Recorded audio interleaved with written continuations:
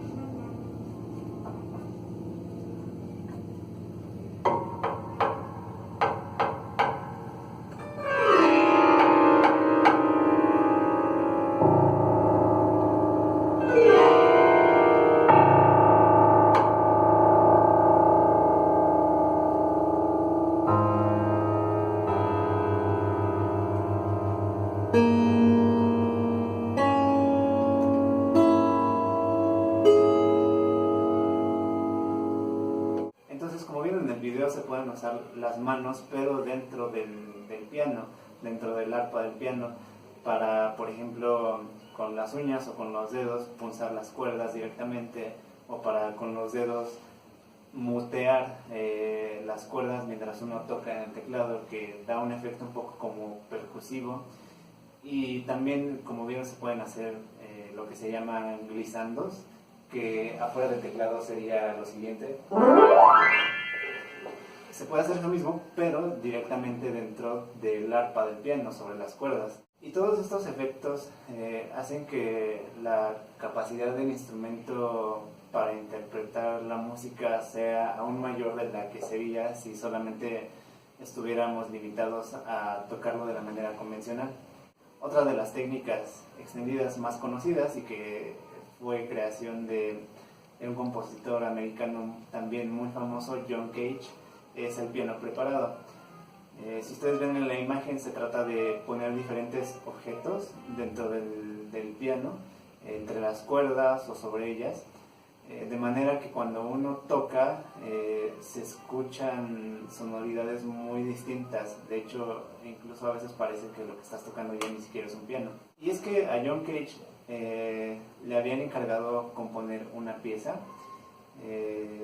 para una danza, para un evento que iba a haber, pero al final le dijeron que en el salón donde se iba a estrenar esa obra no había espacio para todo un ensamble de percusiones, y entonces a él se le ocurrió, habiendo escuchado anteriormente las cosas que hacía Henry Cowell, de lo de tocar con las uñas sobre las cuerdas.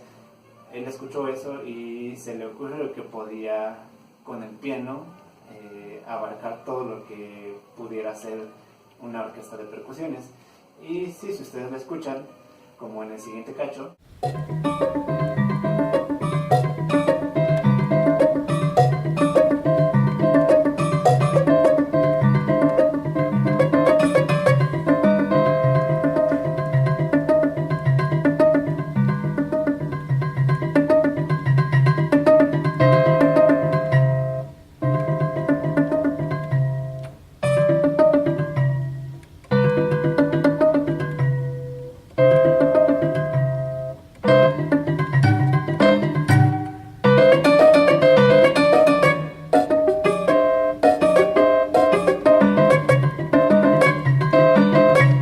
el piano puede sonar bastante percusivo, puede sonar de muchas otras formas, pero sí de repente parece que estás escuchando xilófonos o marimbas, cosas de ese tipo. Y realmente esto de las técnicas extendidas no tiene límite. Vean el siguiente ejemplo.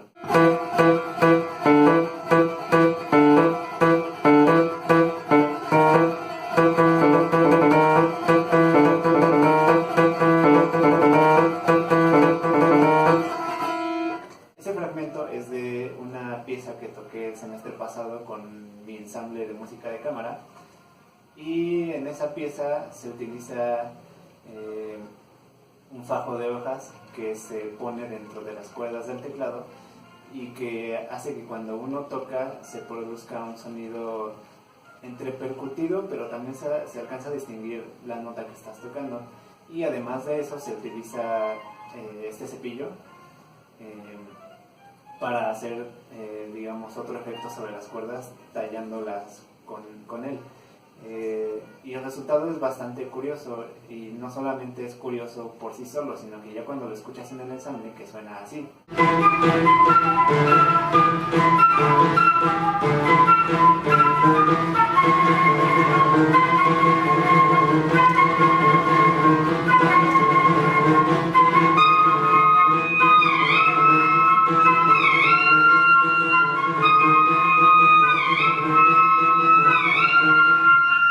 Es una sonoridad bastante padre, y además es complicado, pero es divertido también estar haciendo este tipo de música porque te hace acercarte al instrumento de otra forma.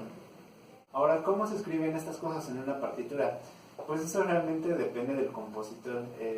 La cantidad de efectos que uno puede hacer y la cantidad de cosas que te pueden pedir los compositores es tan variada que cada uno de ellos a veces se inventa su propia escritura o sus propias indicaciones para decirte cómo hacer las cosas. En esta pieza del cepillo, por ejemplo, si ustedes ven la partitura, te indica con letra, está en francés porque el compositor es francés, pero te indica con letra lo que quiere que hagas. Ahí te dice que quiere que tomes un fajo y hasta te dice de cuántas páginas, y te indica que lo pongas dentro del piano sobre las cuerdas, y lo único que marca sobre la partitura, sobre el pentagrama, es el área donde quiere que pongas ese fajo de hojas. Y lo del cepillo también te lo indica con letras, como ustedes pueden ver ahí. John Cage, por ejemplo, lo que hacía para estas piezas de piano preparado es que al principio de la pieza uno tiene una tabla de indicaciones donde él te dice tal cuerda quiero que pongas una goma, o en tal cuerda quiero que pongas un tornillo o un pedazo de plástico, e incluso te dice a veces a qué distancia digamos, del tope de las cuerdas quiere que lo pongas, y entonces tú ya tienes que medir por dentro hasta qué distancia dentro de las cuerdas tienes que poner cada cosa de las que él te pide. George Crumb, por ejemplo, lo que hace para esto del vaso es que solamente te indica sobre qué notas vas a tocar. Son 2 notas nada más, y lo que uno hace es presionar esas 2 notas. Ocupas un pedal para que los apagadores se queden hasta arriba, y uno lo que hace es tocar sobre el teclado esas 2 notas al mismo tiempo que por dentro estás moviendo el vaso. Pero eso en la partitura lo indica, te pone las 2 notas en el pentagrama y tiene abajo otras 2 líneas que te van indicando el movimiento del vaso. Pero es un diagrama que realmente él se inventó, o sea, no es algo que esté, digamos, establecido, que se tenga que hacer de esa forma. Y es que en esa serie de piezas de George Crumb, donde viene este nocturno que utiliza el vaso, al principio viene toda una lista de instrucciones de qué significa cada símbolo que él te pone a lo largo de las diferentes piezas. Entonces, como ven, todo esto es un mundo, y realmente creo que hacer este tipo de música y utilizar este tipo de técnicas es muy valioso porque te hacen salir de tu zona de confort. Uno está muy acostumbrado a tocar de la manera normal, y cuando te pones a hacer estas cosas te enfrentas a otras dificultades que son muy diferentes a lo que normalmente uno hace y que te hacen aprender mucho, además de que es bastante divertido hacer todos estos efectos. Pero bueno, díganme si conocían algunas de estas técnicas, díganme qué les parecen. Hay gente que por ejemplo, escucha toda esta música y le parece que realmente no es música, o le parece que son solo ruidos o cosas extrañas, cosas del diablo. Pero cada quien tendrá su opinión. Déjenme en los comentarios ustedes qué piensan, y nos vemos en el próximo video.